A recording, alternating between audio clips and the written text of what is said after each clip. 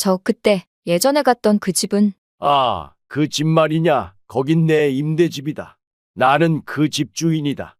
그럼 거기에 왜 계셨던 거예요? 집주인인 내가 그 집에 있으면 안 되는 이유라도 있는 게냐? 아무리 그래도 그렇죠. 사람을 바보 만드는 것도 아니고 저를 시험하신 건가요? 네 인성을 확인해 보고자 했다. 진짜 어이가 없네요. 그리고 말이다. 지은은 눈을 부릅뜨고 김 씨를 노려보았습니다. 베란다 가서 하는 말 전부 다 들었다. 네? 시아버지 될 사람은 별 볼 일 없고 구질구질하게 산다. 남편 직업만 믿고 결혼하는 거다. 네 입으로 한 말 다 들었다.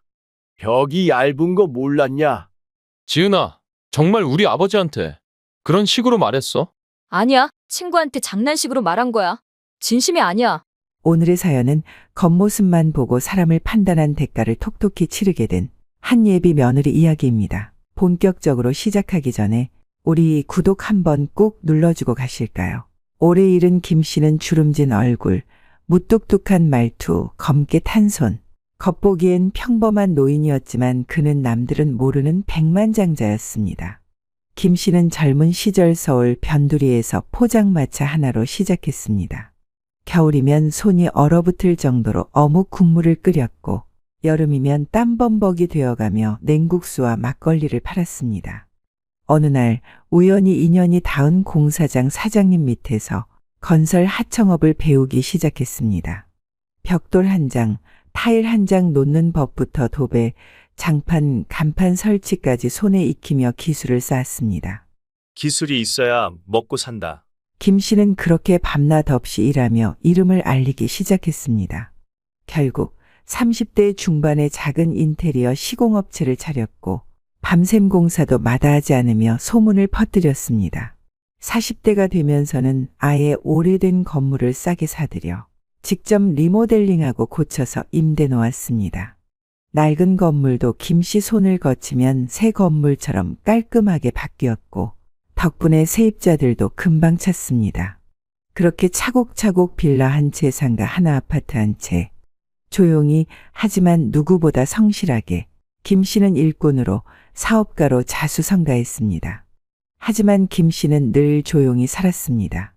누구에게도 자신의 재산을 떠벌리지 않았고 허름한 청바지에 늘 입던 점퍼를 입고 시장을 돌아다녔습니다. 돈 많으면 뭐하노? 입에 들어가는 건 똑같지 뭐.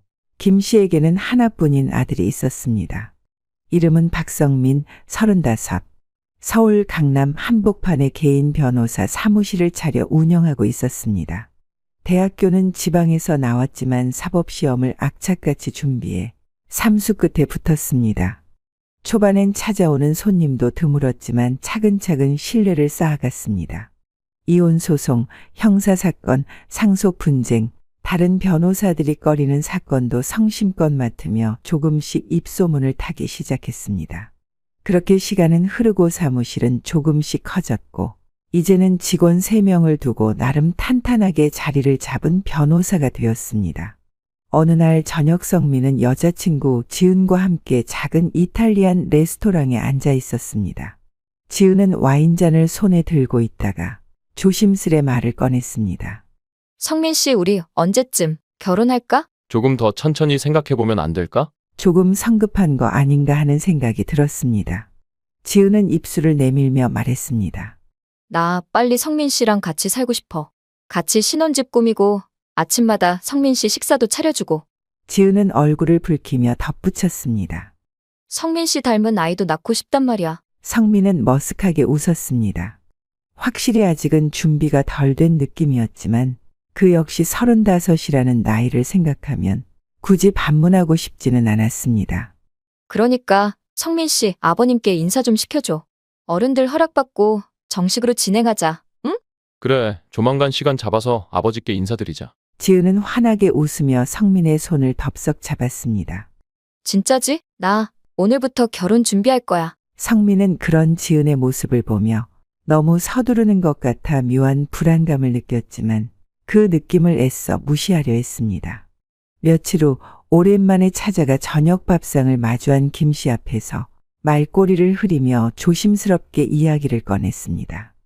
아버지, 제가 만나는 사람이 있는데요. 한번 같이 식사하시죠. 숟가락을 들던 김 씨의 손이 잠시 멈췄습니다. 눈을 껌뻑이며 짧게 대꾸했습니다. 만나면 만나는 거지. 올 필요가 있냐? 민망한 듯 허리를 약간 숙이며 말을 덧붙였습니다. 그래도 결혼할 사람인데요. 아버지한테 인사드려야죠. 진지하게 만나고 있는 사람입니다. 뭐 하는 친구냐? 카페 매니저입니다. 어디 출신이고? 서울 토박이에요. 부모님은 따로 계시고 아직 못 뵀습니다. 그래, 한번 데리고 와봐라. 내가 한눈만 보면 안다. 어떤 앤지 이 반 열어도 다 보인다. 예, 그럼 주말쯤 한번. 그리고 한 가지 더. 성민이 고개를 들었습니다. 지금 이 집으로 오지 마라. 경기도에 있는 그 빌라로 데려와라. 아버지, 왜요? 굳이 그럴 필요까지 있을까요? 나중에 알게 되면 괜히 기분 나쁠 것 같은데요. 괜한 말 하지 말고 내 말대로 해라. 내가 데려오는 여자 진짜 어떤 앤지 내가 똑똑히 볼 거니까. 눈치도 없고 말끝마다 샘 따지는 그런 애라면 내가 싹을 자를 거다. 아들의 마음이 복잡했습니다. 하지만 아버지의 고집을 누구보다 잘 알았기에 더 이상 토를 달지 못했습니다. 김 씨는 계획을 짰습니다. 자신을 가난한 호라비로 위장해 보기로 김 씨는 경기도 외곽 오래된 다세대 주택 단지 한쪽에 자신의 명의로 된 월세방을 찾아갔습니다. 마침 딱 비어있던 터라 이곳에서 예비 며느리를 시험해 보기로 합니다. 주방은 기름때가 끼어 있었고 화장실은 작고 눅눅했습니다. 가구라고는 삐걱대는 침대 하나와 껍질 벗겨진 나무 테이블이 전부. 오래된 점퍼에 헐렁한 바지 익숙한 운동화를 신고 다녔습니다. 주말 오후 경기도 외곽 오래된 빌라 골목 잔뜩 흐린 하늘 아래 김 씨는 마당 입구에 서 있었습니다. 멀리서 은색 SUV 한 대가 조심스럽게 빌라 앞에 멈춰섰습니다. 운전석에서 성민이 내렸고 조수석 쪽 문이 열리자 지은이 가방끈을 쥔 채 조심조심 내려섰습니다. 문을 열고 들어온 지은은 단번에 방 안을 훑더니 입꼬리를 끌어올렸습니다. 지은의 눈동자에는 번뜩이는 계산기가 분주히 돌아가는 듯한 기운이 숨겨지지 않았습니다. 아버지, 왔어요. 성민이 멋쩍게 웃으며 인사했습니다. 지은은 잽싸게 다가와 두 손을 모아 깍듯하게 인사했습니다. 안녕하세요, 아버님. 처음 뵙겠습니다. 박지은입니다. 입가에는 웃음을 머금었지만 방 안을 한 번, 두 번, 곁눈질로 빠르게 훑는 걸 김 씨는 놓치지 않았습니다. 지은은 찰나의 순간 눈빛이 흐릿하게 굳었습니다. 그러나 이내 억지로 밝은 미소를 되찾았습니다. 여기가 아버님 댁이에요? 김 씨는 무심하게 한마디 툭 던졌습니다. 어, 지은은 쓴웃음을 삼켰습니다. 방이 정말 정겹네요. 요즘 보기 힘든 스타일. 페인트가 벗겨진 벽면 그리고 삐걱거리는 방충망문. 그녀에겐 그야말로 낯선 풍경이었습니다. 김 씨는 말없이 대문을 열고 먼저 들어섰습니다. 아버님, 초대해 주셔서 감사합니다. 사실 성민 씨한테 얘기 많이 들었어요. 그때였습니다. 아들의 주머니에서 전화벨이 울렸습니다. 성민은 휴대폰 화면을 확인하더니 눈썹을 찌푸렸습니다. 아, 잠깐만. 지은아, 급한 전화가 와서 잠시만 있어. 금방 받고 올게. 지은은 살짝 찌푸린 얼굴로 대답했습니다. 알았어. 성민이 밖으로 나가자 지은은 한숨을 쉬었습니다. 효, 진짜. 신발 거기 벗고 들어오면 된다. 그녀는 억지 웃음을 지으며 구두를 벗고 가방끈을 양손으로 쥔 채 방 안으로 들어섰습니다. 방이 참 정겹네요. 그려, 옛날 방식이지. 김 씨는 방 한켠에 있던 부직포 방석을 하나 턱 내밀었습니다. 앉지. 아, 네, 감사합니다. 지은은 치마가 구겨질까 조심스럽게 앉으며 눈치를 살폈습니다. 에어컨은 혹시? 없다. 김 씨는 단호하게 잘랐습니다. 선풍기 틀까?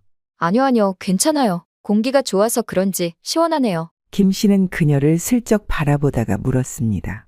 성민인 잘 지내더냐? 아, 네. 뭐 요즘 바쁘긴 하지만 그래도 잘 지내고 있어요. 만난 지는 얼마나 됐냐? 이제 7개월 정도 됐어요. 그래. 그래서 네 부모는 뭐 하신다 그랬지? 아, 저희 아버지는 일찍 돌아가셨고, 어머니는 조그만 부동산 중개업 하세요. 중개업. 네, 동네 상가 임대나 원룸 계약 같은 거 하세요. 아버님도 부동산에 관심 많으신가요? 김 씨는 무뚝뚝하게 대답했습니다. 난 땅만 좀 있다. 옛날부터 갖고 있던 거지. 지은은 머쓱하게 웃었습니다. 아, 그럼 관리 같은 거 하시고요? 그런 거 없어. 여기저기 내다 팔고 세금 내고 뭐 그런 거지 뭐. 지은은 순간 시선을 떨구었습니다.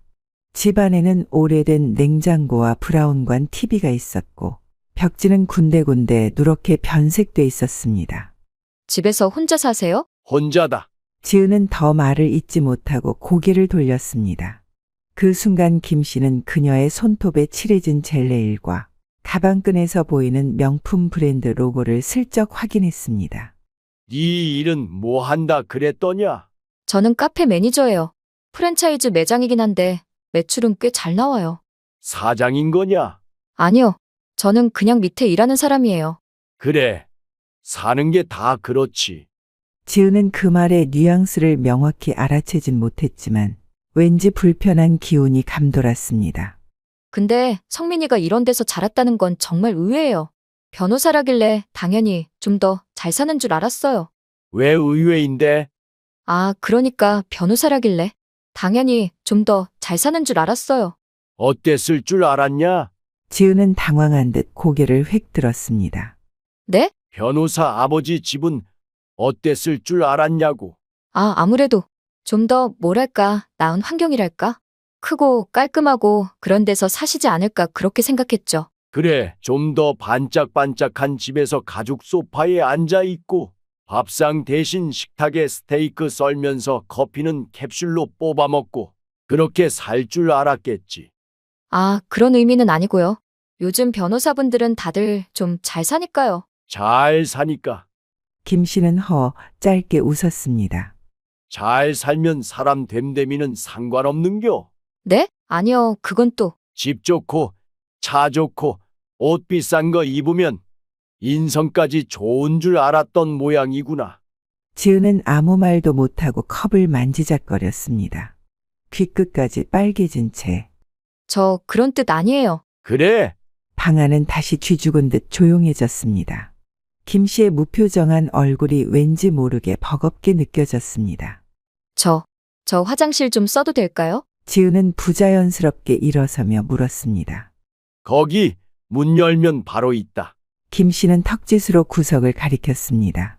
지은은 어색한 웃음을 지으며 서둘러 문 쪽으로 향했습니다. 덜컹 닫힌 문 안으로 들어가자마자 숨을 내쉬듯 주머니에서 핸드폰을 꺼냈습니다. 아, 진짜 뭐야? 지은은 작은 목소리로 중얼거리며 급히 친구에게 전화를 걸었습니다. 야, 나 미쳐버릴 것 같아. 성민 씨는 변호사라 괜찮은데 시아버지라는 사람은 정말 별 볼 일 없네. 집이 이게 뭐야? 화장실 냄새나고 가구는 다 부서지고 사람 시험하는 것도 아니고 벌써부터 10월드 입성한 것 같아. 결혼하면 이 집에 가끔 들러야 하나? 아, 생각만 해도 끔찍해. 진짜 돈 한 푼 없으면 결혼하자마자 요양원 보내야겠어. 김 씨는 베란다 문틈으로 들려오는 그녀의 말을 조용히 들었습니다. 그냥 적당히 모시듯만 하고 멀리 떨어져 살 거야. 지은은 전화를 끊고 다시 방으로 들어왔습니다. 문틈 사이로 새어나오는 목소리, 지은의 비웃음 가볍게 여기는 말투. 김 씨는 고개를 끄덕였습니다. 표정에는 어떤 분노도 없었지만 그 눈빛은 싸늘하게 식어 있었습니다. 그래, 딱 네 수준이구나. 김 씨는 느릿하게 등을 돌렸습니다. 그리고 아무 일 없던 듯 거실 한쪽을 정리하기 시작했습니다. 아버님, 혼자 사시느라 많이 외롭죠? 지은은 가식적인 미소를 지으며 김 씨 앞에 앉았습니다.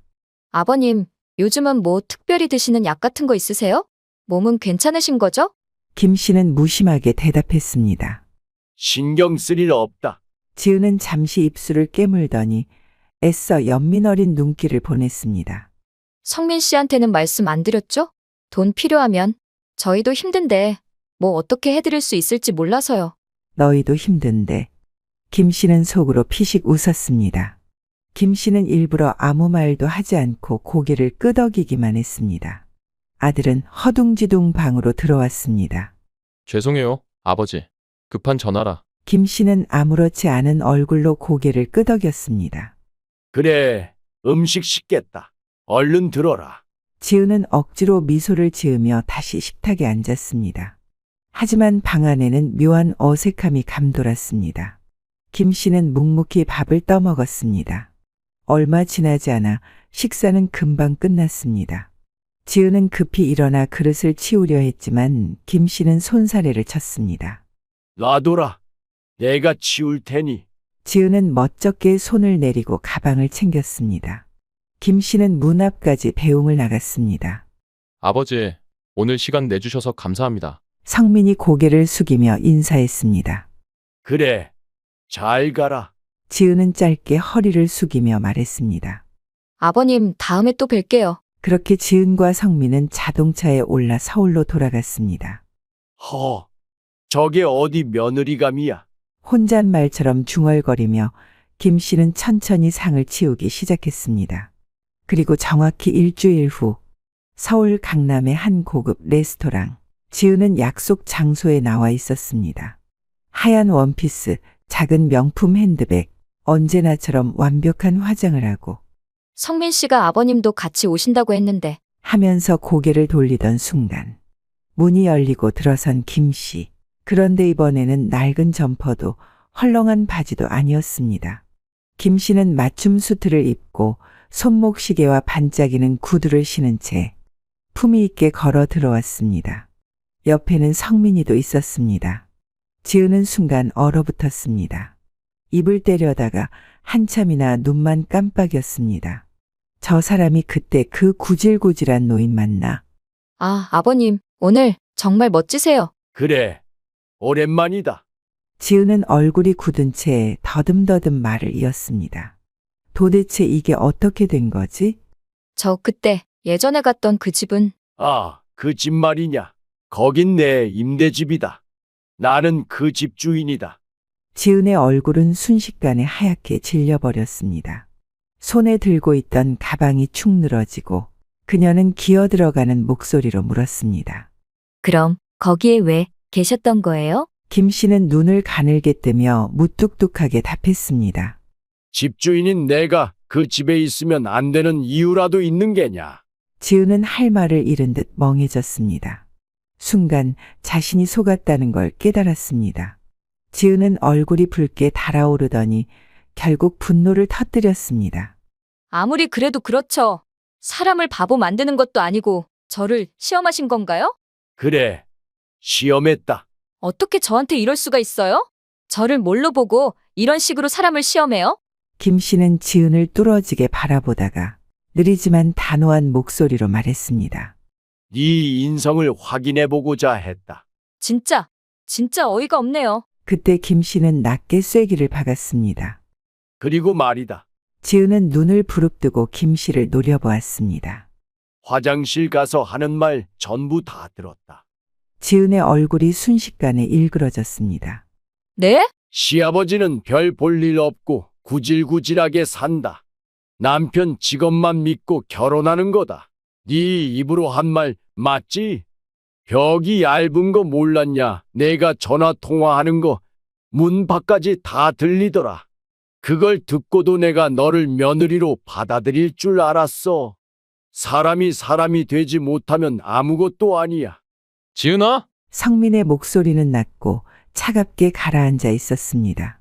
지은은 움찔하며 고개를 돌렸습니다.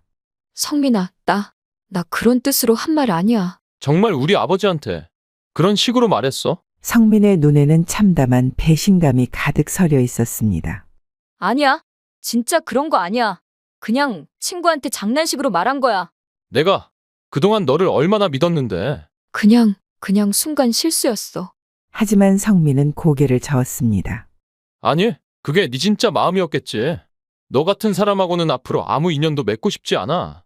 성민은 그렇게 말하고는 김 씨 쪽으로 고개를 깊숙이 숙였습니다.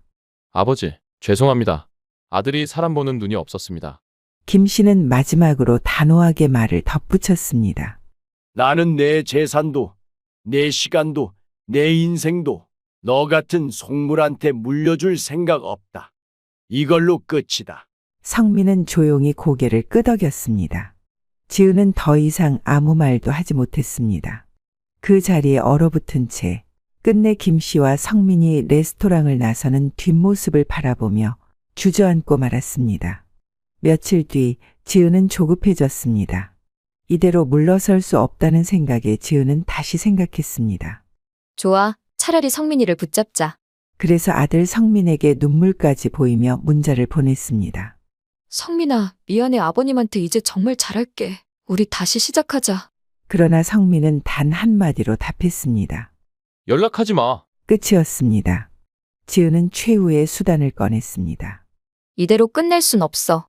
아버님한테 가서 무릎을 꿇어서라도 용서를 구해야 해. 하지만 정작 김 씨가 어디 사는지 알지 못했습니다.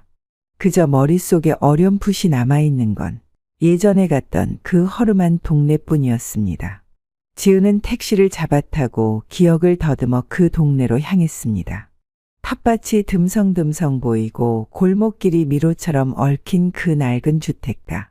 지은은 초조하게 주변을 두리번거리다 길 건너편 작은 부동산 하나를 발견했습니다. 혹시라도 연락처라도 알 수 있을까? 지은은 부동산 문을 밀고 들어갔습니다. 덥수룩한 머리에 배가 불룩 나온 중년 남자가 안에서 신문을 넘기고 있었습니다. 아저씨, 여기 호남 빌라의 404호분 주인 알고 계세요? 부동산 사장이 신문을 내려놓으며 지은을 힐끗 쳐다봤습니다. 아, 거기 골목 끝 허름한 집 말하는 거야? 네, 맞아요. 부동산 아저씨는 코웃음을 치며 말했다. 그 양반 찾는 아가씨 처음 보네. 네, 꼭 좀 연락드릴 일이 있어서요. 혹시 전화번호나 주소 같은 거 알 수 있을까요? 부동산 아저씨는 의심스러운 눈으로 지은을 위아래로 훑어봤습니다. 그 양반을 왜 찾아? 그냥 가족 같은 분이에요. 부동산 아저씨는 낄낄 웃으며 의자의 등을 기댔습니다. 가족 같은 사람 치고는 몰랐나 본데. 네? 그 노인네 겉으론 남노에도 꽤 돈 있어. 네? 그 동네에 땅 몇 필지 갖고 있고 상가 건물도 몇 채 있고 서울에 아파트도 있고 그런데도 평생 평범한 집에 살면서 장화신고 텃밭이나 파고 다닌다니까. 원래 진짜 부자들은 티 안 내고 다니잖아. 겉으로 보면 알게 뭐야. 지은은 심장이 내려앉는 것 같았습니다. 그럼 지금은 어디에 사세요? 몰라. 요즘엔 여기 안 살아. 서울 쪽으로 올라갔다는 얘기만 들었지. 근데 아가씨 연락처는 왜 찾으려는 거야? 뭐 돈이라도 뜯어낼 일 있어? 아니요. 지은은 얼버무리며 고개를 저었습니다. 그냥 감사 인사라도 드리려고요. 지은은 부동산 아저씨의 싸늘한 눈길을 등지고 비틀비틀 골목길을 빠져나왔습니다. 텅 빈 골목을 혼자 걸어가며 지은은 그제야 모든 것을 잃어버렸음을 깨달았습니다. 일하던 강남 카페, 평소처럼 커피를 내리던 지은은 화장실에 가려고 직원용 복도로 들어섰습니다. 그때 문틈 너머로 들려오는 소리. 야, 들었어. 지은이 걔 남친 변호사라면서 그렇게 으스대더니 결국 남자 쪽에서 파혼했대. 어휴, 꼴 좋다. 맨날 우리 신혼집은 어디니? 나중에 사모님 소리 들을 거니 떠버리더니. 맞아. 요즘 일도 완전 개판이었잖아. 맨날 폰만 들여다보고 손님 응대도 성의 없고. 하긴 결혼하면 일 때려칠 거라며 대놓고 떠들더라?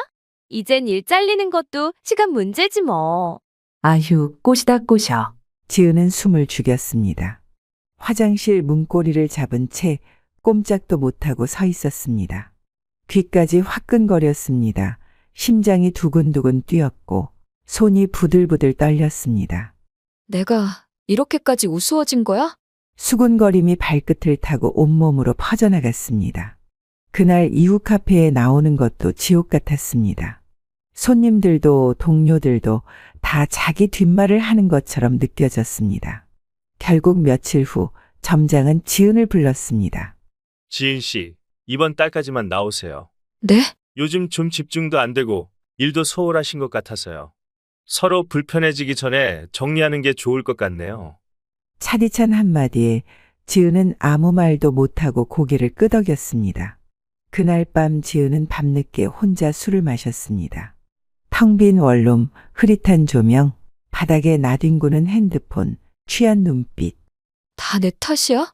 아니야, 다 저 늙은이 탓이야. 지가 내 결혼 망쳐놓고 지만 잘 살겠다고? 알코올에 절은 지은의 머릿속에는 이상한 생각이 꿈틀거리기 시작했습니다. 저 집을 그냥 없애버릴까? 처음엔 그냥 화풀이로 툭 던진 생각이었습니다. 하지만 술이 들어갈수록 그 생각은 점점 구체적으로 자라났습니다. 깜깜한 밤 한적한 골목길을 지나 김신의 마당 담벼락 근처까지 다가온 지은, 손엔 작은 기름통 하나와 덜덜 떨리는 라이터가 있었습니다. 다 타버려라. 나만 이렇게 망가졌는데 지가 편하게 사는 건 용서 못해. 지은은 울먹이며 빌라 한쪽 구석에 조심스레 기름을 뿌렸습니다. 떨리는 손끝에서 불꽃이 튀었습니다. 짧은 순간 불씨가 번져나갔습니다. 그런데 그때였습니다. 갑자기 들이닥친 강한 역풍. 불꽃은 예상과 다르게 기름길을 타지 않고 순식간에 지은의 발밑을 휘감았습니다. 지은이 입고 있던 얇은 치마 자락에 불이 붙었습니다. 깍! 살려줘. 지은은 제자리에서 미친 듯이 뛰었습니다. 불길은 삽시간에 치맛자락을 타고 올라갔습니다. 지은은 허겁지겁 손바닥으로 불을 치며 마당 여기저기를 굴러다녔습니다. 살려주세요. 비명은 한밤의 정막을 가르며 퍼져나갔습니다. 그때 마당 불빛을 보고 달려나온 이웃들. 뭐야? 불이야. 사람들은 물통을 들고 달려나왔습니다. 호스를 틀고 부엌에서 바가지에 물을 퍼날랐습니다. 지은은 마당 한복판에서 반쯤 타버린 치마를 입고 쓰러져 있었습니다. 비틀거리며 눈을 부릅뜬 채 울고 있었습니다. 병원 응급실, 소란스러운 사람들 사이로 들것에 실려온 지은이 들어갔습니다. 한편 그 시각 김 씨는 관리인에게 전화를 받고 병원으로 달려왔습니다. 어르신, 큰일 났어요. 빌라에 누가 불 지르려다 잡혔습니다. 뭐라고? 김 씨는 놀란 마음을 부여잡고 병원 복도를 서둘러 걸었습니다. 긴급 상황이라 경찰도 병원에 와 있었습니다. 관계자분 맞으시죠? 경찰이 물었습니다. 예, 내가 그 건물 주인입니다. 김 씨는 여전히 무뚝뚝한 표정으로 답했습니다. 체포한 사람 상태가 좋지 않습니다. 화상을 입어서 지금 치료 중입니다. 김 씨는 말없이 고개를 끄덕였습니다. 가보시겠습니까? 경찰이 안내한 곳은 응급실 한쪽 커튼으로 가려진 침상이었습니다. 김 씨는 무거운 걸음을 옮겼습니다. 커튼을 젖히자 한 젊은 여자가 고통스러운 얼굴을 고 있었습니다. 김 씨는 순간 걸음을 멈췄습니다. 그 얼굴 익숙했습니다. 믿을 수 없다는 듯 김 씨는 두 눈을 부릅떴습니다. 네가 며칠 전까지 가난하다고 무시했던 바로 그 예비 며느리. 김 씨는 참담한 표정으로 굳어버렸습니다. 네가 내 빌라에 불을 지르려고 한 거였나? 제발 경찰서만은 저 진짜 잘못했어요. 김 씨는 싸늘하게 쳐다봤습니다. 불은 장난으로 붙이는 게 아니다. 사람 인생도 불장난도 네 멋대로 해도 되는 줄 아나. 남 등 쳐먹으려다 자기 몸에 불 붙은 거다. 그게 인생이다. 치료 잘 받거라. 그 후에는 경찰서에서 보자. 김 씨는 병원 복도를 천천히 걸어 나왔습니다. 주먹을 꽉 쥐었습니다. 지은은 결국 기소되었습니다. 법정에 선 그녀는 초췌한 얼굴로 고개를 숙이고 있었습니다. 모든 악인은 결국 자기 발등을 찍고 돌아온다는 걸. 세상 모든 일에는 반드시 대가가 따릅니다. 안녕하세요. 저는 이른을 바라보고 있는 기업인 박광석입니다. 저는 경북 의성의 가난한 농촌 마을에서 6남매 중 막내로 태어났습니다. 어린 시절에는 늘 일손이 부족한 농가에서 형제들과 농사일을 도우며 자랐고 그로 인해 학업을 포기할 수밖에 없었습니다. 젊은 시절에는 대학 진학이라는 꿈이 있었습니다. 그러나 가정 형편이 넉넉지 않아 결국 그 길은 접어야 했고 대신 건설 회사에 취직해 노동 현장에서 일하며 실무 경험을 쌓기 시작했습니다. 건설 현장은 살아남기 힘들었지만 저는 묵묵히 버텼습니다. 남들보다 더 땀 흘리고 몸을 굽히며 일하는 사이 내 힘으로 사업을 해보고 싶다는 소망이 생겼습니다. 결국 저는 부산에서 작은 건설 회사를 창업하게 되었습니다. 사무실은 겨우 서너 평 남짓한 방 한 칸이었죠. 품질과 성실함 하나로 사업을 키우기로 결심했습니다. 그렇게 부산 지역의 작은 건축 일을 하나둘씩 맡으면서 천천히 입지를 넓혀갔습니다. 저의 성실함은 고객들에게 큰 신뢰를 얻었고 입소문이 퍼지기 시작했습니다. 덕분에 제가 짓는 주택들은 부산 내 부자들 사이에서 인기를 끌게 되었습니다. 그 후로도 저는 건설업뿐 아니라 건자재 등 다양한 분야로 사업을 확장해 나갔습니다. 이제는 부산을 대표하는 기업으로 성장하며 안정적인 부를 이루었지만 평소 검소하게 살아왔기에 제 주변 사람들은 제가 얼마나 큰 부를 이룬 사람인지 짐작조차 못합니다. 저는 비싼 옷도 화려한 자동차도 필요치 않았고 오직 꼭 필요한 물건만 구매하며 소박하게 생활해 왔습니다. 하지만 이렇게 물질에 무심하게 된 건 그저 성격에서 비롯된 게 아닙니다. 그 배경엔 제 인생의 가장 큰 시련이 자리하고 있죠. 바로 아내가 세상을 떠난 날입니다. 아내는 장을 보고 돌아오던 길에 뜻밖의 교통사고를 당했고 그렇게 한순간에 제 곁을 떠났습니다.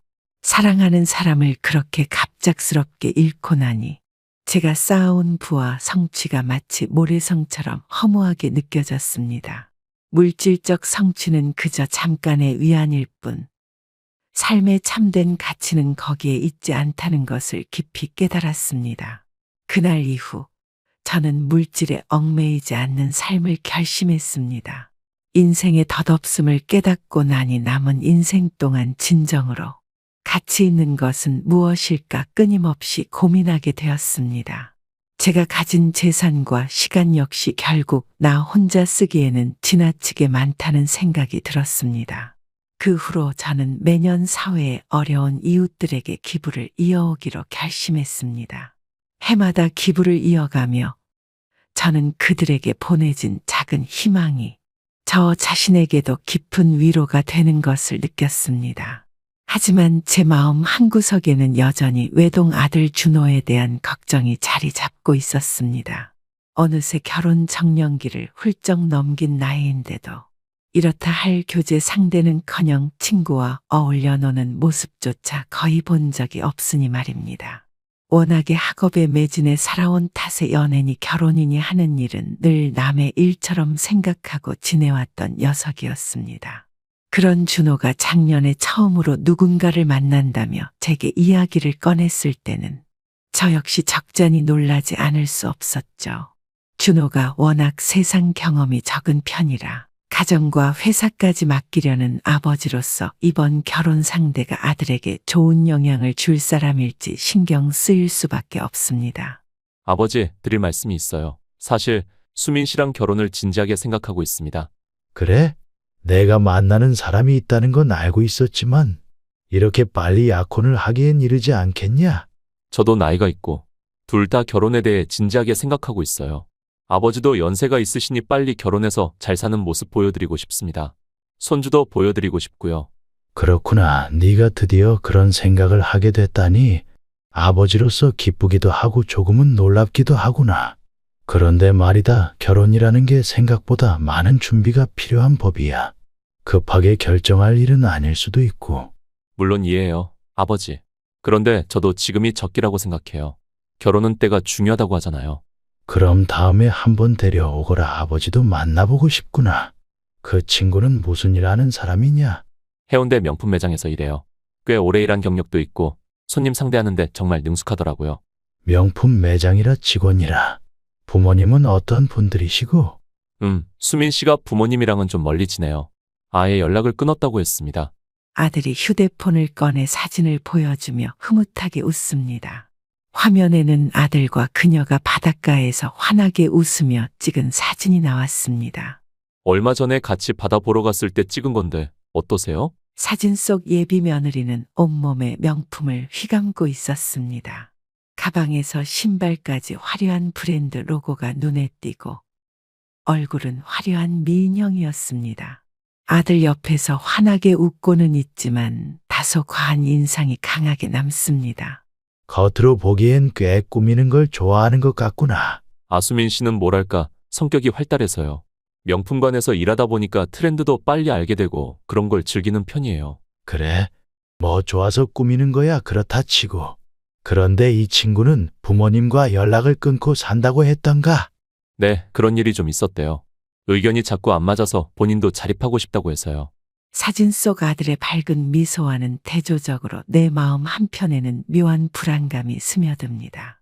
과연 그 여자가 우리 아들에게 정말 좋은 짝일지 알 수 없으니 마음이 놓이지 않습니다. 이 결혼이 우리 집안의 운명을 좌우할지도 모른다고 생각하니 예비 며느리가 이 집에 어울릴 인물인지 직접 확인해 보고 싶었죠. 그 여자가 사람을 어떻게 대하는지, 그리고 어떤 마음을 가진 사람인지 직접 눈으로 보며 예비 며느리를 시험했습니다. 며칠 후 아들이 말했던 그 여자가 일하는 명품 매장으로 향했습니다. 그날 저는 일부러 가장 평범하고 익숙한 옷차림으로 집을 나섰습니다. 상의 속에는 약간 색이 바랜 남색 셔츠를 입었는데 옷깃 부분도 자주 빨아 입어 조금 낡아 있었습니다. 하의는 베이지색 면 바지를 골랐습니다. 주름이 조금씩 생겨 있었고 다리 한쪽에는 작은 흠집이 난 자국이 보이기도 했죠. 구두도 특별히 닦지 않았습니다. 흙먼지가 묻어 있어 무심히 발을 움직일 때마다 살짝씩 뿌연 먼지가 올라왔습니다. 저는 이런 편안하고 자연스러운 옷이 몸에 더 맞았습니다. 머리도 굳이 단정히 빗지 않고 자연스럽게 손으로 몇 번 넘기기만 했습니다. 덕분에 거울에 비친 모습은 그저 평범하고 수수한 동네 어르신 같은 모습이었죠. 이런 모습으로 그곳에 들어가면 과연 저를 어떻게 대할지 궁금했습니다. 집을 나서려는 순간 가사도우미 미선 씨가 다가와 조심스럽게 인사를 건넸습니다. 회장님, 잘 다녀오세요. 어디 가시는 건지 여쭤봐도 될까요? 저는 대답 대신 미소로 답했습니다. 그럼 점심은 어떻게 하실까요? 미리 준비해 드릴까요? 아니, 괜찮아. 간단하게 해결하고 올 테니 걱정하지 말게. 알겠습니다, 회장님. 편히 다녀오세요. 고급 매장 앞에 서자 반짝이는 유리와 조명이 제 모습과 대비되어 더욱 눈에 띄는 것처럼 느껴졌습니다. 그 안으로 들어가면 비싼 가방과 옷들이 진열대 위에 깔끔하게 놓여 있어 마치 다른 세계에 온 것 같은 기분이 들 정도였죠. 문을 열고 들어서니 매장 내부에 은은한 음악이 흐르고 명품 가방들이 진열대 위에서 환하게 빛나고 있었습니다. 화려한 옷을 입은 사람들이 한가득인 매장에서 검정 긴 머리를 가진 여자가 손님을 응대하는 모습이 눈에 들어왔습니다. 바로 예비 며느리 수민이었습니다. 아들이 보여준 사진 속 얼굴과 똑같았습니다. 김수민이라는 이름표도 눈에 들어왔죠. 오뚝한 코에 단정한 분위기, 그리고 손님에게 환하게 웃는 모습이 인상적이었습니다. 하지만 겉 모습만으로 판단하기는 이른 법. 진짜 성격을 파악해 보기로 마음을 다잡았습니다. 일부러 수민에게 말을 걸기 위해서 앞선 손님들이 계산하고 나가는 시간을 기다리며 매장을 한 바퀴 돌며 물건을 구경하는 척했습니다. 예비 며느리가 저와 눈이 마주쳤지만 별다른 반응 없이 고개를 돌리더군요. 무시당하는 느낌이 들었지만 혹시나 하는 마음에 조금 더 기다렸습니다. 하지만 수민은 저에게는 눈길조차 주지 않았습니다. 조금 뒤 수민 씨가 다른 손님의 계산을 마치고 돌아서길래 가까이 다가가며 말을 걸었습니다. 저기, 이 가방 좀 보고 싶은데 가격이 얼마인가요? 제가 무심한 척 둘러보며 가방 하나를 가리키며 물었습니다. 예비 며느리는 제 옷차림을 흘낏 내려다보며 당혹감이 느껴지는 표정을 지었습니다. 손님, 이 가방은 비싼 상품입니다. 진열대 위에 놓인 가방을 집어들고 다시 물었습니다. 이거는 얼마쯤 하나요? 사실 거예요? 2,700만 원입니다. 2,700만 원이요? 요즘 젊은 사람들은 이런 가방을 많이 사는 건가 보네요. 그럼요. 고급스러운 물건에 투자하는 게 요즘 트렌드니까요. 이 제품은 일반 소재가 아니고 특수한 고급 가죽으로 제작돼서 고급스럽고 튼튼하죠. 게다가 우리 브랜드에서만 나오는 디자인이라 희소성도 있답니다. 가죽에 금이라도 입혔나? 저희 브랜드가 가진 가치는 그런 걸 넘어서니까요. 단순한 재료가 아닌 상징이자 지위 같은 거라고 보시면 돼요. 그만큼 비싸게 매겨진 이유가 있는 거죠. 아, 그렇습니까? 잘 몰랐네요. 저도 뭐 평소에 이런 곳에 오질 않아서 어떤지 보고 싶었거든요.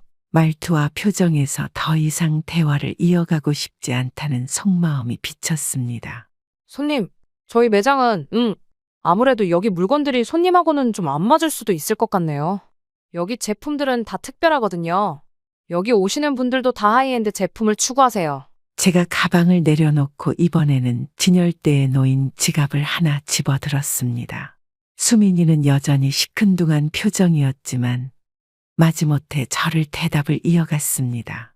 이 지갑은 얼마인가요? 450만 원입니다. 그런데 이 재질은 왜 이렇게 얇아 보이죠? 이거 특수 가죽으로 만들어진 제품입니다. 디자인부터 생산 과정까지 고급스럽게 제작된 거죠. 보시는 눈이 있다면 일반 지갑이랑 다르다는 걸 말씀드리고 싶네요. 그럼 이건요? 800만 원입니다. 혹시 더 궁금하신 게 있으신가요? 수민은 경호원을 향해 손짓하며 조용히 다가가더니 입을 손으로 가리고는 말했습니다. 저 손님 좀 입구까지 안내해 드릴 수 있을까요? 그녀가 경호원과 은밀히 눈짓을 주고받는 모습을 보니 순간 어이가 없더군요. 저를 도둑이라도 보듯 경계하는 눈빛까지 띄운 채 경호원 쪽으로 고개를 돌리는 수민의 모습을 보며 속으로 한숨을 내쉬었습니다. 손님, 저희 매장은 이용 시간이 정해져 있습니다. 원활한 매장 운영을 위해 다음에 안내 도와드리겠습니다. 제가 입구까지 안내해 드리겠습니다. 경호원의 말투는 친절했지만 속내는 빤히 보였습니다. 마치 제가 여기 있을 사람이 아니라는 듯 자연스럽게 내쫓았습니다. 이쪽으로 가시죠. 뒤돌아 나오는 길, 수민이 홀가분하다는 듯한 표정을 짓고 있는 걸 보니 속에서 화가 나는 기분이 들더군요. 매장을 나서는 순간에도 머릿속에는 지워지지 않는 찜찜함이 가득했습니다. 결혼이란 평생을 약속하는 일이고 함께할 사람이 어떤 가치관을 가지고 살아가는지, 사람을 어떤 시선으로 바라보는지 더 확실히 알고 싶었습니다. 그렇다고 한 번의 태도로 사람을 단정 짓는 건 제 신념에도 맞지 않았습니다. 그녀가 처음 보였던 차가운 표정과 마음의 거리를 둔 듯한 태도, 혹여 피곤하거나 다른 이유가 있었던 걸지도 모른다는 생각에 한 번 더 기회를 주고 싶었습니다. 이 두 번째 기회를 통해 확실한 답을 얻고 싶다는 생각뿐이었습니다. 그곳에서 한참을 기다리며 커피 잔을 손에 든 채 생각을 정리하고 있다 보니 어느덧 점심시간이 가까워졌습니다. 한참을 기다리던 중 드디어 점심시간이 되어 예비 며느리 수민이 동료들과 함께 카페로 들어섰습니다. 저는 조용히 예비 며느리 쪽으로 다가갔고 마침내 그녀 가까이에서 손에 들고 있던 물잔을 살짝 기울여 옷에 일부러 흘렸습니다. 아이고, 정말 죄송합니다. 나이가 드니까 손이 자꾸 떨려서 괜찮으신가요? 수미는 짜증이 난 표정으로 어깨를 털며 물기 묻은 옷을 확인하더니 눈살을 잔뜩 찌푸렸습니다. 아, 진짜 뭐 하는 거예요? 옷 다 버렸잖아요. 이거 어떻게 하실 거예요? 죄송합니다. 손이 잘못 움직여서 그만 어떻게든 보상을 해드리겠습니다. 저기요, 이거 그냥 옷 아니거든요? 할아버지가 1년 동안 꼬박 일해도 살 수 있을지 모르겠네요. 죄송하다며 넘어갈 일이 아닌 것 같은데요? 실수였습니다. 물어내야 할 비용이 있으면 기꺼이 드릴 테니 말씀해 주세요. 됐어요, 됐어. 할아버지가 물어내고 싶어도 물어낼 수나 있겠어요? 그냥 다음부터 이런 데는 오지 마세요. 그녀는 주위의 직원들과 눈짓을 주고받으며 나를 위아래로 훑어보았습니다. 그러니까요. 그냥 딴 데 가시지. 이런 데 오셔서 난처하게. 그 눈빛 속에 신락 같은 존중조차 찾아볼 수 없었고 예의는커녕 깔보는 태도가 명확했습니다. 직원들까지도 수민의 말에 따라 작게 웃음을 터뜨리며 나를 조롱하는 분위기였습니다. 저는 마음 깊이 실망한 채 자리를 떠나며 속으로 다짐했습니다. 그녀의 진짜 모습을 확인하고 나니 더 이상 의심의 여지가 없었습니다. 이런 무례하고 버릇없는 인성을 가진 사람이라면 아들과의 결혼은 절대로 있을 수 없다는 결심이 섰습니다. 아무리 외적으로는 잘 꾸며졌다고 해도 진정한 인품과 예의가 부족한 사람에게 아들의 미래를 맡길 수 없다는 생각이 들었죠. 며칠 후 저는 여느 때처럼 정원에 나가 작은 텃밭을 가꾸며 시간을 보내고 있었습니다. 그러다 문득 들려오는 발걸음 소리에 고개를 들었을 때 아들과 예비 며느리가 마당에 들어서는 모습이 보였습니다. 아들은 밝은 표정이었고 그 옆에 선 수민이는 조금 긴장한 듯 웃음을 띠고 있었습니다. 오늘이 바로 그날 아들이 예비 며느리를 집으로 첫 인사하러 오는 날이었죠. 저는 일부러 아들과 예비 며느리가 들어오는 소리에 고개를 들지 않고 묵묵히 텃밭에 채소들에 물을 주었습니다. 한참을 물을 주는 척하고 있자니 아들은 곧바로 저를 못 본 채 집 안으로 들어갔습니다. 여기 테라스에서 잠깐만 기다려줘. 회사에서 급한 전화가 와서 금방 받고 올게. 아들은 약간 급한 표정으로 핸드폰을 손에 쥔 채 예비 며느리에게 말하고는 서둘러 집 안으로 들어갔습니다. 그 말에 예비 며느리는 잠시 혼자 남겨진 채 주변을 둘러보았습니다. 가사 도우미인 미선 씨는 예비 며느리가 테라스에 앉아 있는 것을 보고 조심스럽게 차를 내어오며 다가갔습니다. 안녕하세요. 차 좀 내어드릴게요. 편하게 기다리시면 됩니다. 예비 며느리는 차를 천천히 한 모금 마신 후 주위를 둘러보며 미선 씨를 향해 가볍게 미소 지었습니다. 여기서 일하시나 봐요. 집안일에 정원까지 관리하면 이것저것 손이 많이 가겠어요. 그렇죠? 네, 하지만 회장님께서 잘해주셔서 일이 어렵지는 않습니다. 생각보다 아버님이 꽤 겸손하신가 봐요. 제 생각보단 집이 의외로 아담하네요. 부자라고 들었는데 그에 비하면 규모가 조금 아쉽달까요? 인테리어도 좀 올드하고 다 오래되고 낡은 거밖에 없네요. 회장님은 참 겸손하신 분이세요. 이 집에서 오랜 시간 일해서 잘 알고 있습니다. 이 집에 제가 들어오면 여기저기 손봐야 할 부분이 많아 보이네요. 이 테라스도 좀 촌스러운 느낌이네요. 어휴, 현관문부터 시작해서 여기 나무까지 여기저기 고쳐야 할 부분이 한두 군데가 아니에요. 말씀하시면 언제든 안내해 드릴게요. 다만 아버님께서는 오래된 물건들이 주는 편안함을 좋아하셔서 그대로 두는 걸 선호하셨거든요. 예비 며느리는 어깨를 으쓱하며 고개를 끄덕였습니다. 그렇군요. 뭐 그렇다 해도 이제 제가 들어오면 조금씩 바뀌겠죠. 젊은 감각도 필요할 테니까요. 예비 며느리는 마치 집안 주인이라도 된 듯 자연스럽게 차를 들었습니다. 다리를 꼬고 앉아 차를 한 모금 마시는 모습은 전혀 낯선 집에서 어색해하는 사람의 모습이 아니었습니다. 주변을 두리번거리며 집안 내부를 살피는 눈빛 속에는 마치 모든 것이 자신 것이라도 되는 듯한 여유로움이 배어 있었습니다. 미선 씨는 집으로 들어가던 중 저를 발견하고 순간 흠칫 놀라는 표정을 지었습니다. 저는 가벼운 미소로 고개를 끄덕여 보였습니다. 미선 씨도 약간 당황한 듯 미소를 지으며 저를 보더니 차분히 고개를 숙여 묵례를 한 후 집 안으로 들어갔습니다. 수미는 무심한 표정으로 차를 한 모금 들이켜다가 느릿하게 몸을 돌려 뒤를 돌아보았습니다.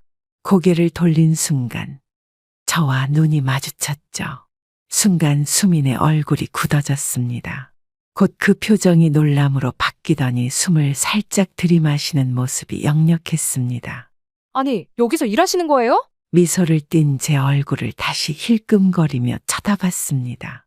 아마도 제가 이 집에서 일하는 정원사나 관리인 정도로 생각한 모양입니다.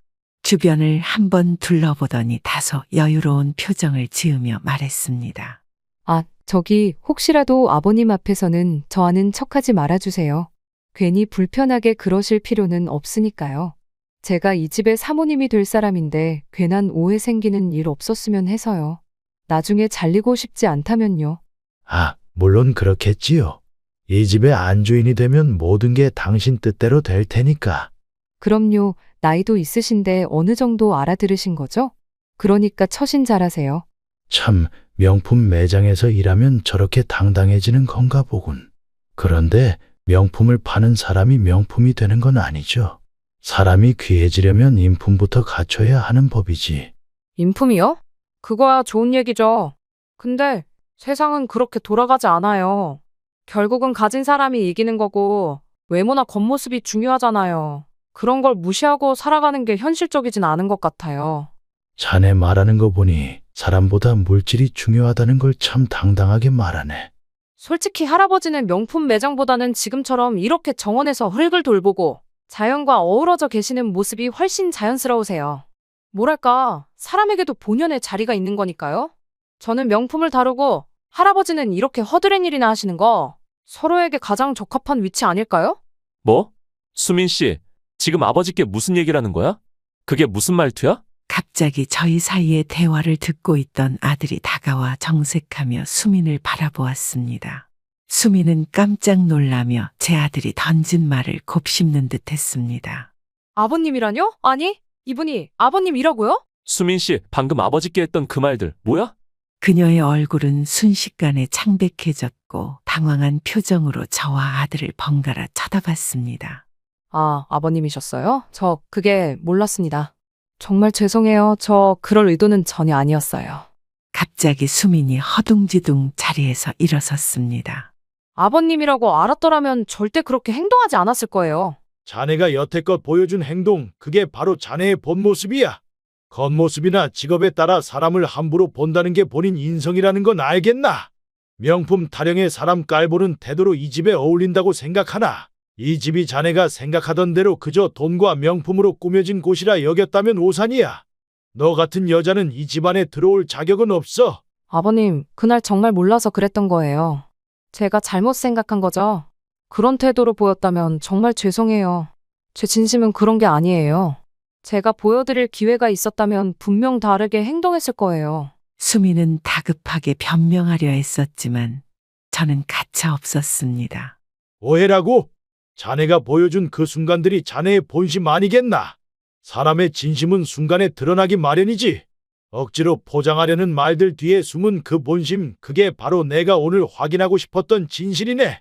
아버님, 정말로 제 진심은 그런 게 아니었어요. 아버님께서 저를 그렇게 시험하신 것도 연태 씨를 아끼시는 마음이 크시다는 걸 알게 되니까 제가 그걸 미처 몰라서 속상하게 해드렸다면 정말 죄송합니다. 제가 연태 씨를 사랑하는 마음만큼은 거짓이 아니에요. 한 번만 기회를 주신다면 제가 다르게 행동할 수 있는 사람이라는 걸 보여드리고 싶어요. 기회를 달라? 사람을 함부로 보고 무시하고 깔보는 태도가 자네 본성이네. 내가 보기에 자네는 사람을 있는 그대로 존중할 줄 모르고 자기보다 조금이라도 나아 보이지 않는 이들은 무시하고 깔보는 태도가 몸에 배어있는 것 같네. 시원찮은 학력도 버리도 성품까지 못하나 우리 아들보다 뛰어난 것 없는 자네를 가족으로 받아들일 이유가 있나? 결국은 자네의 잣대로 남을 평가하고 자기 마음대로 판단할 것이 뻔한데 내 아들의 미래를 맡길 순 없어. 아들은 혼란스러운 눈빛으로 제게 물었습니다. 아버지, 대체 그게 다 무슨 말씀이세요? 무슨 일이 있었던 거죠? 내가 예비 며느리라며 수민이 이야기를 처음 꺼냈을 때부터 난 조금은 불안한 마음이 있었다. 그래서 며칠 전 수민이가 일한다는 명품 매장에 직접 가봤지. 단지 확인하고 싶었어. 우리 집에 들어올 사람이 과연 어떤 사람인지. 아버지께서 직접 수민 씨가 있는 매장에요? 그래, 나를 하찮게 보는 듯한 태도를 보였어. 사람을 겉모습으로 판단하는 게 아주 몸에 배어있는 것처럼 행동했어. 내가 허름하게 입고 갔다고 무시하면서 하대하고 내가 무슨 물건이라도 훔치려는 사람처럼 의심의 눈초리를 보내더군. 명품 매장에서야 내가 남처럼 보였을지 모르지. 그렇지만 사람을 그렇게 얕잡아 본다는 건 다른 곳에서도 다 똑같이 한다는 거야. 아들의 얼굴에 실망감과 충격이 서려 있었습니다. 드디어 아들이 한숨을 크게 내쉬더니 차가운 목소리로 수민을 향해 말했습니다. 수민 씨, 이게 다 무슨 말이에요? 준호 씨, 아버님께서 갑자기 나타나셔서 일부러 저한테 물을 쏟으신 거예요. 제가 무슨 실수를 했는지 보시려고 그런 건지 갑작스러워서 잠깐 실수했어요. 그럼 그 상황에서 그렇게 사람을 무시하고 대했던 이유는 뭐죠? 아버지께 예의도 없이 말하고 그렇게 말투를 높여가며. 내가 그렇게 나쁜 사람은 아니에요. 아버님께서 저를 너무 급작스럽게, 저는 그냥 너무 놀라서 그랬을 뿐이에요. 내가 당신 입장에서 이해하려고 해봐도. 준호 씨, 나는 그냥 잠시 순간적으로 기분이 안 좋아서. 됐어요. 수민 씨, 지금 당장 나가요. 더는 우리 집에 있을 자리는 없어. 수민은 그 말에 얼굴이 새하얗게 질리더니 고개를 들어 믿기지 않는 듯 아들을 바라보았습니다. 준호 씨, 아니야. 나 정말 몰라서 그랬던 거야. 한 번만, 제발 한 번만 더 기회를 줘. 이렇게까지 될 일은 아니잖아. 그러나 아들은 냉정히 고개를 저으며 말했습니다. 수민 씨, 솔직히 말할게. 내 아버지를 그렇게 대했단 사실에 완전히 질렸어. 내가 무슨 자격으로 내 가족을 함부로 평가하고 무시할 수 있다고 생각하는 거야? 수민이 당황하며 손사래를 치려 했지만 아들은 멈추지 않았습니다. 준호 씨, 나 정말 변할게. 앞으로 아버님께도 더 잘하고 너를 사랑해서 여기까지 온 거잖아. 장난해? 내가 아무리 사랑이 어쩌고 해도 내가 그걸 믿어줄 것 같아? 됐어. 들을 필요도 없어.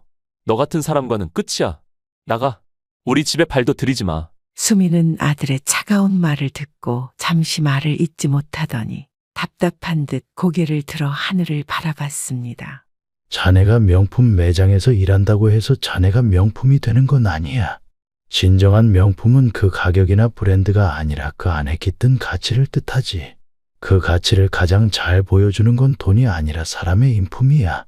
자네가 입고 있는 그 화려한 옷과 비싼 장식들 겉보기엔 번듯해 보일지 몰라도 속이 비어 있다면 그건 그저 빈 껍데기에 불과하네. 예비 며느리는 눈을 피하려는 듯 고개를 숙였습니다. 그저 저를 무시했던 말투와 태도, 그리고 스스로를 이 집의 사모님으로 자리 잡은 듯한 태도가 전부 허상이었음을 깨닫게 하는 순간이었습니다. 진정한 명품은 돈으로 걸칠 수 없는 거야. 사람의 본성이 보석이고 인품이야말로 진짜 값어치 있는 옷이지. 자네처럼 속이 텅 빈 사람이 입은 비싼 옷은 오히려 보기 민망할 정도로 어울리지 않아. 인생은 겉으로 보이는 것 이상의 무게가 있는 법이야. 그때 조용히 상황을 지켜보던 가사 도우미 미선 씨가 다가왔습니다. 낮은 목소리로 수민에게 정중히 말했습니다. 수민 씨 입구까지 안내해드리겠습니다.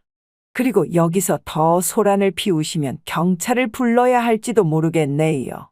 그 순간 제 머릿속에는 며칠 전 명품 매장에서 쫓겨나던 장면이 스쳐 지나갔습니다. 그때의 냉정하고 모욕적인 순간이 이곳에서 반대로 재현되고 있었던 것이죠. 이제는 이 집안의 가사도우미 마저 진작 취급하며 이 집에서 떠나라고 하는 상황. 이게 뭐죠? 저한테 이렇게 무례하게 대하는 거예요? 지금 이거 갑질인 거 아세요? 진짜 웃기네요. 뭐 경찰이요? 인터넷에 올려서 당신네들이 어떻게 일하는지 똑똑히 보여주면 될 것 같네요. 어디 두고 보세요. 그런데도 미선 씨는 한 발 물러서지 않고 조용히 수민을 바라봤습니다. 수민은 환한 얼굴로 입구 쪽을 향해 가면서도 거칠게 말을 내뱉었습니다. 두고 봐. 내 손님 중에 대단한 사람들 얼마나 많은 줄 알아? 내 전화 한 통이면 사람 하나 바보 만드는 일쯤은 아무것도 아니야. 아들은 두 손을 주먹 쥐며 말을 잇지 못한 채 복잡한 표정으로 그녀의 뒷모습을 바라보았습니다. 그간 수민에게 쏟아부었던 시간과 마음이, 그리고 그에 대한 믿음이 한순간에 무너진 듯 허탈함이 얼굴에 드러났습니다. 아버지, 정말 죄송합니다. 제가 사람을 제대로 보지 못했네요. 이렇게까지 될 줄은. 때로는 큰 대가를 치르고 나서야 무엇이 진짜 중요한 것인지 깨닫는 법이지. 앞으로는 외모나 겉모습보다 그 사람의 마음을 보고 판단하거라. 저와 아들은 회사의 주요 회의에 함께 앉아 있었습니다.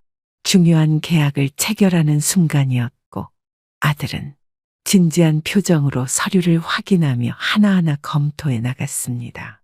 저는 아들이 당당하고 자신감 있게 일하는 모습에서 진정한 리더의 모습을 느낄 수 있었죠. 계약서의 마지막 서명을 한 뒤 아들은 말했습니다. 아버지, 오늘 여기까지 올 수 있었던 건 모두 아버지 덕분입니다. 아버지께서 가르쳐 주신 것들이 없었다면 지금의 저는 상상할 수도 없었겠죠. 아들은 이제 진정으로 사람을 존중할 줄 알고 일의 소중함을 깨달은 것에 자랑스러움을 느꼈습니다. 너는 이제 나보다 더 훌륭한 리더가 되었구나, 아들아. 너라면 이 회사를 맡기고도 마음이 편할 것 같다. 아버지처럼 사람을 소중히 여기고 성실하게 이끌어 가겠습니다. 제가 부족할 때마다 아버지의 가르침을 떠올리며 앞으로도 노력할 거예요. 아들에게 회사를 물려주고 나서 저는 한결 가벼운 마음으로 하루하루를 보내고 있습니다. 바쁘게 살던 지난 날들과 달리 이제는 소박한 일상 속에서 작지만 소중한 순간들을 음미하며 지내죠. 이 가방 좀 보고 싶은데 가격이 얼마나 하나요? 손님, 이건 비싼 제품입니다. 함부로 만지시면 안 돼요. 이 가방도 6천만 원이 넘는 제품입니다. 요즘 그냥 구경하러 오시는 분들이 정말 많네요. 저희 매장이 무슨 동네 마트도 아니고요.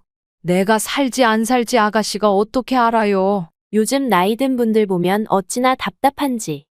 이래서 늙으면 곤란하다니까요. 할머니들도 눈치껏 좀 돌아다니셨으면 좋겠네요. 수민 씨, 지금 무슨 말을 하고 있는 겁니까? 예비 며느리는 그제야 뒤늦게 상황을 깨달은 듯 아들의 얼굴을 보고 깜짝 놀라며 눈을 크게 떴습니다. 우리 어머니한테 대체 무슨 말 버릇이야? 안녕하세요. 저는 올해 73이 된 강순이라고 합니다. 경상남도 고성의 작은 농촌 마을에서 나고 자라 부산 시집 와서 계속 이곳에서 살아온 할머니입니다. 바지런하게 살아온 덕분에 편안한 여생을 보내고 있지만 마음 한편엔 늘 허전함과 미련이 자리 잡고 있습니다. 특히 제 자식이 잘 지내는지 올바른 인연을 만나 행복한 가정을 꾸릴 수 있을지 생각할 때면 언제나 불안한 마음이 들곤 하죠. 20살 무렵 어렵사리 시집을 갔지만 남편도 일찍 세상을 떠나고 아들을 홀로 키우며 악착같이 살아온 세월이었습니다. 이제는 나이도 있고 몸도 예전만 같지 않아 한 발 한 발 느려졌지만 그동안의 세월이 헛되지 않았다고 여기고 있습니다. 제가 사는 이유는 단 하나뿐인 우리 아들 때문입니다. 아들은 시골에서는 좀처럼 보기 드문 사업가가 되었고 부산에서 회사를 차리며 열심히 살아가고 있습니다. 몇 년 전에는 작은 사업을 시작해 이제는 꽤 자리를 잡아가고 있습니다. 이제는 제게 번듯한 자식이 되어 이끄는 회사를 맡고 있으니 다른 사람이 보기엔 걱정거리 없어 보이겠지요. 그러나 제 마음속에 큰 걱정거리가 하나 있었습니다. 아들은 40이 가까워지는 나이가 되도록 결혼을 하지 않았습니다. 나름의 이유가 있었겠지만 부모된 마음으로는 언제나 자식의 행복과 가정을 꾸려가는 모습을 바랄 수밖에 없었습니다. 그러던 어느 날 아들이 제게 조심스레 말을 꺼냈습니다. 어머니, 사실 이번에 만난 사람이 있습니다. 결혼을 진지하게 생각해보고 있는 여자입니다. 자식이 드디어 가정을 이룰 때가 왔다는 생각에 기쁨이 차올랐지만 동시에 그가 말한 상대가 과연 우리 집안과 어울릴지 궁금해졌습니다. 그래, 이제 너도 그럴 때가 되었구나. 그 아이는 어떤 아가씨냐? 어머니도 만나보시면 아실 거예요. 참 밝고 씩씩한 사람입니다. 명품 매장에서 일하고 있고 늘 성실하게 일하는 모습이 참 보기 좋더라고요. 매품 매장에서 일한다고? 그런 직업도 많이들 갖는다지만 부모님은 어떤 분들이시니? 사실 수민 씨는 부모님과 별로 가깝지 않아요. 어릴 때부터 사이가 좋지 않아서 오래전부터 연락을 끊고 지냈다고 합니다. 그 말을 듣는 순간 마음 한구석에서 불안감이 피어올랐습니다. 부모와의 인연을 끊고 산다는 것이 무엇보다도 마음에 걸렸습니다. 결혼이라는 것이 가정과 가정을 잇는 것인데 부모와의 관계가 좋지 않다면 우리 가족에 잘 어울릴 수 있을지 의문이 들었지요. 그래, 이유가 다 있겠지만 평생 부모와도 인연을 끊고 지내면 그 마음이 편하겠니? 그런데 수민 씨도 그동안 참 힘들었을 거예요. 다 그럴 만한 사정이 있었다고 하니 어머니께서도 조금만 이해해 주시면 좋겠습니다. 아들은 휴대폰을 꺼내 사진을 보여주었습니다. 화면에는 아들이 밝게 웃으며 한 여자의 어깨에 손을 두른 모습이 보였지요. 긴 웨이브 머리에 화려한 명품 로고가 큼지막하게 박힌 옷을 입고 있었고 귀와 팔에 화려한 액세서리를 휘감고 있었습니다. 그런데 사진을 확대해 보니 그 여자의 팔 안쪽에 큼지막한 문신이 하나 보였습니다. 준호야, 그 아이, 저 문신은 꼭 해야만 했던 거니? 어머니, 요즘엔 그냥 개성의 표현이라 생각해 주시면 돼요. 그만큼 당당하고 자신의 스타일을 아는 사람이라고요. 그래, 요즘 사람들 개성이라는 거야 이해는 하지만. 어머니, 수민 씨도 제가 참 좋아하는 사람이고 그만큼 어머니께도 이해를 구하고 싶습니다. 수민 씨의 마음은 정말 따뜻하고 배려심도 많아요. 겉모습과는 조금 다르달까요? 그날 밤 머릿속에서 아들이 보여준 사진 속 여자의 모습이 지워지지 않았습니다. 며칠 뒤 아들이 소개해준 예비 며느리 수민 씨가 일하는 명품 매장에 가보기로 마음먹었습니다. 그녀가 과연 어떤 사람인지, 우리 가족의 일원으로 함께할 수 있을지 제 눈으로 직접 확인해 보고 싶었습니다. 눈으로 직접 보기 전까지는 결혼을 찬성하기 어려울 것 같았습니다. 그날 저는 일부러 평소보다 훨씬 소박하고 오래된 옷차림을 하고 집을 나섰습니다. 낡고 해진 듯한 감색 카디건을 걸쳤고 그 위에 올이 조금씩 풀린 낡은 꽃무늬 스카프를 둘렀습니다. 안쪽에는 밝은 남색 셔츠를 받쳐 입었는데 소매 끝이 약간 해진 데다 색이 바랜 느낌까지 있었습니다. 바지는 오래된 베이지색 면바지를 입었습니다. 예전에 입고 다녔던 것이라 무릎과 허벅지 부분이 조금씩 늘어나 있었고 군데군데 주름이 접혀 있었지만 그저 편안한 옷이 제일이라 생각하며 손에 든 거 그대로 입고 나왔습니다. 구두도 딱히 새로 손질할 필요를 느끼지 않고 평소 신던 것으로 골랐는데 오래 신은 탓에 가죽이 빛을 잃었고 발등에는 여기저기 작은 흠집이 눈에 띄었습니다. 제가 이런 옷차림을 하고 들어갔을 때 예비 며느리가 과연 어떻게 반응할지 직접 확인하고 싶었던 마음이 컸습니다. 거울을 한번 슬쩍 보니 제 모습은 그야말로 여느 시골 어르신처럼 보였습니다. 삐져나온 흰머리를 억지로 뒤로 넘겨 묶은 머리는 굳이 빗질하지도 않았고 손에 든 가방도 작은 청가방으로 그야말로 수수하기 그지없는 차림새였습니다. 택시를 타고 예비 며느리가 일을 하고 있는 명품 매장으로 향했습니다. 제가 매장 문을 열고 들어서는 순간 차가운 에어컨 바람이 제 얼굴을 스치고 화려한 조명이 눈을 사로잡았습니다. 천장에는 반짝이는 샹들리에가 빛을 쏟아내고 있었고 새하얀 타일 바닥은 깨끗하게 빛나며 반짝반짝 거렸습니다. 매장 한가운데 자리한 진열대들에는 가지런히 놓인 명품 가방과 지갑들이 각기 자신의 자리를 지키고 있었는데 가방의 손잡이 하나까지도 고급스러움이 배어있는 느낌이었습니다. 매장 안을 살펴보니 하나같이 단정하고 세련된 차림의 사람들이 매무새까지도 완벽하게 갖춘 모습으로 각자 물건을 고르고 있었습니다. 주로 젊은 부부나 꾸민 모습이 눈에 띄는 젊은 여자들이 많았고 비싼 물건들을 유려하게 둘러보고 있었습니다. 가방을 들고 있는 손님들과 점원들은 정중한 태도로 가방 하나하나를 설명해 주고 있었습니다. 매장 저쪽 구석에서 일하는 점원들 가운데 수민 씨가 눈에 들어왔습니다. 검정색 블라우스에 단정하게 올려 묶은 머리, 진한 화장이 어우러져 사진에서 보았던 모습보다 더 세련되고 차분한 느낌을 풍기고 있었습니다. 얼굴에 미소를 띠고는 있었지만 어딘가 날카롭고 매서운 눈빛이 감돌고 있었고 환하게 웃는 듯하면서도 정이 하나도 느껴지지 않았습니다. 마침 수민 씨와 눈이 마주쳤고 저는 일부러 그녀의 반응을 보기 위해 가까운 진열대로 걸어갔습니다. 예비 며느리는 한번 제 모습을 흘금 내려다보더니 곧장 다른 손님에게로 시선을 돌리고는 바쁘게 다가갔습니다. 마치 제가 이곳에 없다는 듯 투명한 사람으로 취급하는 것 같았습니다. 한참 동안 그녀가 한 손님을 응대하는 모습을 지켜보았습니다.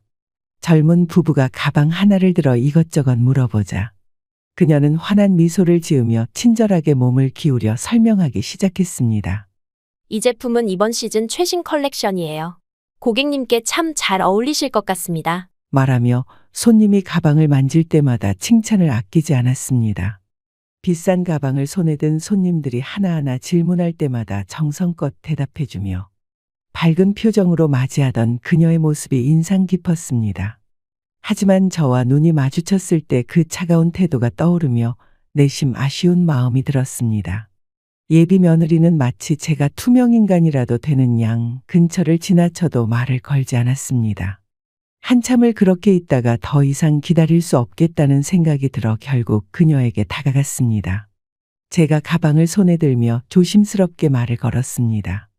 이 가방 좀 보고 싶은데 가격이 얼마나 하나요? 수미는 저를 빤히 쳐다보더니 잠시 아무 말 없이 입가에 억지 웃음을 걸쳤습니다. 그리고는 어깨를 한번 으쓱하더니 차가운 눈빛으로 짧게 대답했습니다. 손님, 이건 비싼 제품입니다. 함부로 만지시면 안 돼요. 순간 그녀의 말투에는 냉소가 흘렀고 제가 당연히 이 물건을 사지 못할 거라는 확신이 담겨 있었습니다. 하지만 저는 애써 태연한 척 대답했습니다. 아, 그러니까 얼마냐고요? 수민의 미소가 얇게 변하더니 입술 끝이 비틀리며 짜증이 묻어난 표정이었습니다. 그녀는 한숨을 짧게 쉬며 입을 열었습니다. 손님, 여기 물건들은 다 고가예요. 이 가방도 3천만 원 가까이 하는데 정말 구입하실 생각이 있으세요? 그녀는 이제 웃음기를 완전히 거두고 마치 날카로운 비수를 던지듯 저를 향해 차가운 시선을 꽂았습니다. 빨리 나가 주었으면 하는 마음이 그대로 드러나 있었지요. 저는 순간 그 표정에 속이 상했지만 일부러 아무렇지 않은 듯 고개를 끄덕였습니다. 그렇군요. 저도 그동안 일하며 모은 돈이 좀 있어서 명품 가방이 어떤가 싶어 구경하려고 왔어요. 그 말을 듣는 순간 수민의 입가에 피식 비웃음이 걸렸습니다. 그녀는 피곤하다는 듯 눈을 살짝 찡그리며 나를 위아래로 훑어보더니 진짜 의아하다는 표정으로 고개를 갸우뚱했습니다. 일하면서 모은 돈으로 여기서요? 그녀는 낮게 중얼거리며 입을 다물었습니다. 그러더니 어처구니 없다는 듯 아주 작은 목소리로 혼잣말을 했습니다. 평생 모은 돈으로도 부족할 것 같은데. 그녀의 말은 점점 더 대놓고 무시하는 뉘앙스를 담고 있었고 표정도 점차 노골적으로 바뀌었습니다. 속으로는 제가 뭘 사지도 못할 주제에 구경만 한다는 생각을 하는 게 뻔히 보였습니다. 저도 어쩔 수 없이 속에서 무언가 울컥하는 기분이 올라왔지만 꾹 참으며 이번엔 다른 물건 하나를 가리켰습니다. 그럼 이거는 얼마죠? 다른 것보다는 조금 저렴해 보이는데요. 그 제품도 꽤 비싼 편이에요. 손님, 여기 있는 물건들 다 그렇거든요. 말하면서 제 손을 슬쩍 내려다보며 힐끔 손목 위에 아무 장신구도 없는 것을 보며 가짜 손님을 상대하고 있다는 확신에 찬 표정을 지었습니다. 그러더니 이번엔 더 노골적으로 한마디 덧붙였습니다. 요즘 그냥 구경하러 오시는 분들이 정말 많네요. 저희 명품 매장이 무슨 동네 마트도 아니고요. 여기 있는 것들이 다 고급 제품이라 구매 의향이 있으신 손님이 아니시면 이쯤에서 돌아가 주셨으면 합니다. 그녀는 내 앞에서 노골적으로 눈짓을 하며 경호원을 불렀습니다. 한참 떨어진 곳에서 경호원이 곧바로 다가왔고 나를 무시하듯이 동료에게 간단하게 속삭였습니다. 저 손님 좀 입구까지 안내해 드릴 수 있을까요? 동료 직원이 고개를 끄덕이며 다가왔고 저에게 공손히 말을 건넸습니다. 손님, 저희 매장은 이용 시간이 정해져 있습니다. 다음에 다시 오시면 편히 안내해 드리겠습니다. 그는 친절한 표정이었지만 속내는 명백했습니다. 제게 더 이상 자리를 차지하지 말고 나가라는 뜻이었지요. 다른 손님들이 제 쪽을 힐끔거리며 웅성거리기 시작했습니다. 누군가는 작게 웃음을 터뜨리며 은근히 제 차림새와 행동을 흘겨보았습니다. 이내 경호원이 제 옆에서 손짓하며 나가는 쪽을 가리켰고 저는 그들의 시선 속에서 천천히 발걸음을 돌릴 수밖에 없었습니다. 저는 점점 불쾌감이 밀려왔습니다. 며느리로서의 자격은커녕 사람을 대하는 기본적인 존중조차 부족한 사람이라는 걸 깨달은 순간이었습니다. 쫓겨나며 느낀 불쾌감과 수치심이 속에서 끌어올랐습니다.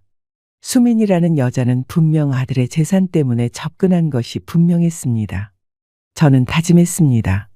아들이 스스로 깨닫고 저런 사람에게 휘둘리지 않도록 만들어야겠다고요.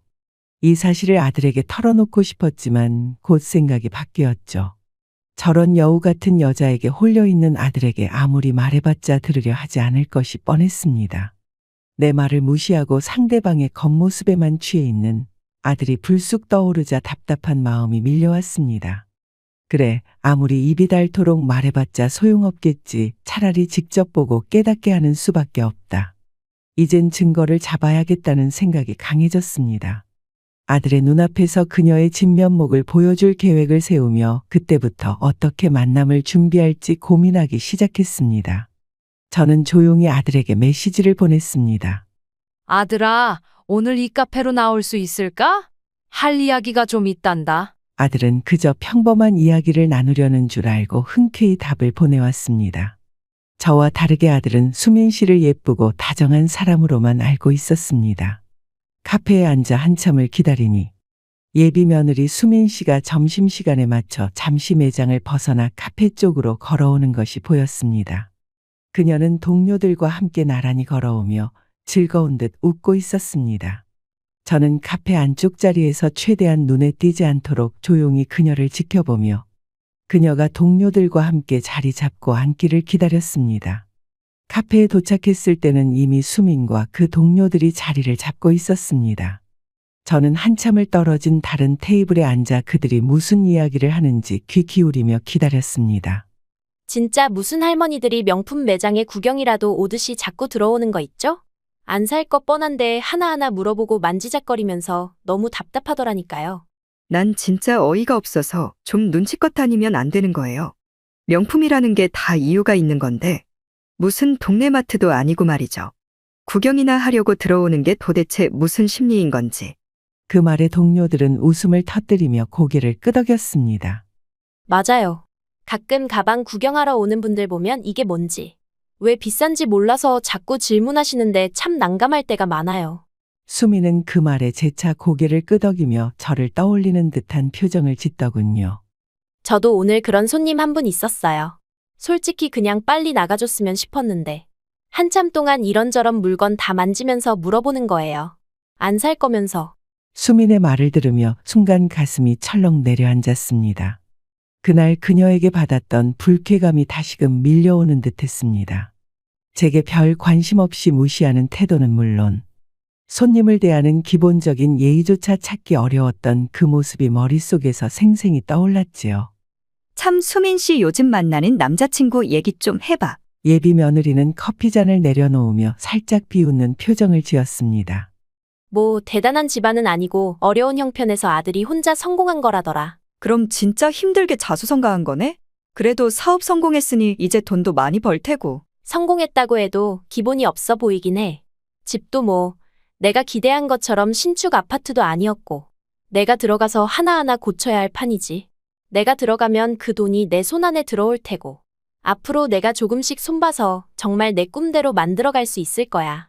이번엔 제대로 호구 잡은 것 같아. 그녀의 말은 예의를 넘어서 무례함까지 드러내고 있었습니다. 그녀가 오로지 겉모습과 재산을 기준으로 사람을 판단하고 있다는 것을 그제야 확실히 깨달을 수 있었지요. 그녀는 사람을 그 사람 자체로 존중할 줄 모르고 상대가 자신의 눈에 들지 않으면 대놓고 무시하는 사람이었습니다. 저는 카페 안쪽 자리에서 일어섰습니다. 수민 씨와 동료들 옆을 지나가며 조용히 걸음을 옮기다 손에 들고 있던 물잔을 살짝 기울였습니다. 수민은 옷에 묻은 물 자국을 내려다보며 얼굴이 일그러지기 시작했습니다. 그런 뒤 곧바로 짜증 섞인 목소리로 말을 쏟아냈습니다. 아, 이거 뭐 하는 거예요? 이 옷이 얼마짜린 줄은 아시고 이렇게 하시는 거예요? 정말 미안하네. 무심코 손이 흔들려서 그만 어떡하면 좋겠는지 내가 물어주겠네. 하지만 수민은 미안하다는 말에도 아랑곳하지 않고 불쾌감을 노골적으로 드러내며 씩씩거렸습니다. 저기요, 그냥 말로만 죄송하다 하면 다인가요? 이 옷이 얼마짜린 줄 아세요? 평생 모아도 이 옷 하나 못 사실 것 같은데 이건 그냥 옷이 아니라 명품이에요. 명품, 길 건너 시장 옷가게에서 파는 그런 옷이 아니라고요. 그렇다고 하더라도 너무 뭐라 하지 말아주게. 순간 옆에 있던 동료들까지도 당황한 표정으로 저와 수민을 번갈아 보더군요. 수민의 동료들이 주변의 시선을 의식하며 조심스럽게 그녀를 말렸습니다. 수민 씨, 너무 그렇게 말씀하시는 거 아니에요? 저분도 실수하신 건데. 하지만 수민은 그마저도 무시하며 동료들에게 짜증을 냈습니다. 아니, 실수라면 무조건 이해해줘야 한다는 거야? 그리고 솔직히 말해서 할머니들 보면요 자꾸 뭘 실수했다고 하면서 쉽게 넘어가려고 하잖아. 그녀는 이 말을 찌푸리며 말했습니다. 노인이라고 다 봐줘야 한다는 줄 아시나 본데. 난 그런 거 절대 못 봐줘요. 수민의 이 말에 동료들조차 놀란 표정을 지으며 그녀를 쳐다봤습니다. 수민의 말은 점점 더 날이 서고 있었고 동료들도 불편한 듯한 기색을 감추지 못했습니다. 다들 나이가 들었다고 해서 무조건 이해해주고 실수를 넘겨야 한다고 생각하잖아요? 나이 먹었다는 이유로 왜 더 많은 배려를 받아야 하는지 난 진짜 이해가 안 가. 수민의 말이 이어질수록 주변은 점점 더 조용해졌습니다. 그녀의 눈빛에는 자만심이 자리 잡고 있었고 동료들은 가끔씩 서로 눈빛을 주고받으며 난감해하는 모습이 역력했습니다. 그녀의 말은 끝내 제 인내심을 바닥내고 말았습니다. 이 사람은 자신의 기준에 맞지 않는 사람은 무시할 자격이 있다고 믿고 있었습니다. 특히 연장자에게 갖춰야 할 최소한의 예의마저 저버린 채로 말이죠. 그때 멀리서 이 상황을 지켜보던 아들이 다가오고 있었습니다. 요즘 나이 든 분들 보면 어찌나 답답한지 아무데나 와서 사람 불편하게 하고 말이야. 이래서 늙으면 곤란하다니까요. 할머니들도 눈치껏 좀 돌아다니셨으면 좋겠네요. 수민 씨 지금 뭐라고 했어? 준호 씨. 수민은 당황스러운 얼굴로 급히 변명하려 했습니다. 아들은 제 모습을 보고는 깜짝 놀란 듯 다가왔고 수민은 그제야 아들이 옆에 다가온 것을 깨달았습니다. 순간 그녀의 표정이 새하얗게 질리더니 입술을 다물며 동요하는 것이 역력했습니다. 준호 씨, 이분이 자꾸 저한테 물을 흘리셔서 옷이 다 젖었어요. 다른 게 아니라 정말 당황스러워서. 하지만 아들은 단호한 표정으로 그녀의 말을 끊었습니다. 내가 방금 뭘 들은 거야? 나이 드신 분들 눈치 없다고? 어머니를 앞에 두고 대체 무슨 말을 한 거야? 수민은 당황한 표정으로 이리저리 둘러보더니 갑자기 손사래를 치며 얼버무리기 시작했습니다. 그게 준호 씨 저는 준호 씨 어머님인지 몰라서 그랬어요. 어머님이신 줄 알았더라면 절대 그러지 않았어요. 진짜예요. 오해하지 마세요. 그러나 아들은 더 이상 듣지 않겠다는 듯 고개를 절레절레 저으며 속에 담아두었던 말을 쏟아냈습니다. 오해? 수민 씨, 지금까지 보인 게 당신의 본심이야. 어머니가 누군지 알았더라면 안 그랬다고? 지금 그게 변명이 돼? 당신이 보여준 그 거만한 태도와 말이 다 본성에서 나오는 건데 어머니를 깔보고 무시하던 게 다 핑계로 넘어갈 일 같아? 수민은 마치 비난을 예상 못했다는 듯 갈팡질팡하며 손을 내저었고 얼굴이 벌개진 채 말문을 제대로 잇지 못했습니다. 하지만 아들은 더는 참지 못한 듯 말을 이어갔습니다. 당신도 가진 거 없으면서 사람 겉모습만 보고 그 사람을 판단해? 내가 당신이랑 결혼이라도 할 줄 알았어? 지금 그 진상 다 봤으니 결혼 생각 접어. 수민은 아들이 쏟아내는 말을 듣고 충격에 빠진 듯 입을 벌린 채 눈이 커졌고 몸을 떨며 당황스러워했습니다. 아니야. 진짜 그게 아니야. 잠깐 실수한 거야. 나 정말 준호 씨 사랑하니까 한 번만 더 생각해줘. 그러나 아들은 그 말을 듣고 코웃음을 치며 쏘아붙였습니다. 사랑? 내 어머니를 사람 취급도 안 하면서 그게 사랑이라는 소리가 나와? 당신이 우리 가족이 될 수 있다고 생각하는 것 자체가 어이없어. 수민은 눈물을 글썽이며 울먹였지만 아들은 그마저도 단호하게 차단하며 마지막으로 쏘아붙였습니다. 더 이상 기회 없어. 내 앞에서 그만 사라져. 그리고 경고하는데 2번 다시 어머니 앞에 나타나지 마. 이쯤에서 깔끔하게 끝내자. 수민은 그제야 모든 게 끝났다는 걸 깨달았는지 눈물을 흘리며 뒤돌아섰고 남은 자리에는 분노를 참느라 떨리는 아들만이 서 있었습니다. 그녀의 뒷모습은 한없이 초라해 보였지만 그녀가 보여준 본 모습을 생각하니 아쉬움이나 안타까움 대신 담담한 마음만 남았습니다. 수민이 자리를 떠난 뒤 아들은 저를 향해 무거운 눈빛으로 고개를 숙였습니다. 얼굴에는 미안함과 후회가 뒤섞인 복잡한 감정이 서려 있었습니다. 어머니, 정말 죄송해요. 제가 어머니께 이런 불편한 일을 겪게 할 줄은 생각지도 못했습니다. 저는 그저 조용히 아들의 어깨를 다독였습니다. 괜찮다, 아들아. 이런 경험도 결국 내 인생의 중요한 배움이 될 거다. 이번 일로 너도 알았겠지? 사람을 볼 때 그 사람의 진심이 드러나는 순간이 있다는 걸 말이다. 아무리 좋은 조건을 가진 사람이라도 겉모습에 너무 현혹되면 결국 진정한 가치를 놓치기 쉽단다. 아들은 제 말을 가만히 듣고는 깊게 고개를 끄덕였습니다. 네, 어머니. 제가 너무 안일하게 생각했어요. 어머니 말씀이 맞아요. 사람을 있는 그대로 존중할 줄 아는 사람이 아니면 결국 행복한 가정을 꾸리기 어렵겠죠. 어머니, 앞으로는 어머니 말씀 꼭 새기고 진정으로 존중할 수 있는 사람을 만나겠습니다. 그리고 어머니께 실망시키지 않도록 최선을 다할게요. 그날 이후 아들은 한동안 속상해하며 지내는 듯했지만 시간이 지나며 마음을 다잡고 다시금 회사와 가정에 충실히 임했습니다. 어쩌면 이번 일은 아들에게 정말 필요한 교훈이었을지도 모릅니다. 시간은 빠르게 흘러갔고 아들은 더욱 성실하고 겸손한 사람이 되었습니다. 이제는 회사에서도 훌륭한 리더로 자리 잡아가며 아버지를 닮아가고 있음을 느끼게 되었지요. 아들은 어느덧 좋은 사람을 만나 가정을 이루게 되었습니다. 이번에는 아들이 정말 믿음직하고 따뜻한 며느리를 곁에 두게 되어 저 역시 마음이 놓이고 안도할 수 있었습니다. 아침 일찍부터 저녁 늦게까지도 허투루 보내지 않고 집안일도 살뜰히 돕고 제게 어려운 일이 없나 묻곤 합니다. 병실 문이 살며시 열리더니 며느리가 환한 미소와 함께 손주를 데리고 들어왔습니다. 손주는 저를 보자마자 밝게 웃으며 작은 발걸음으로 뛰어와 저의 손을 꼭 잡았습니다. 할머니, 빨리 나와서 우리랑 같이 놀아요.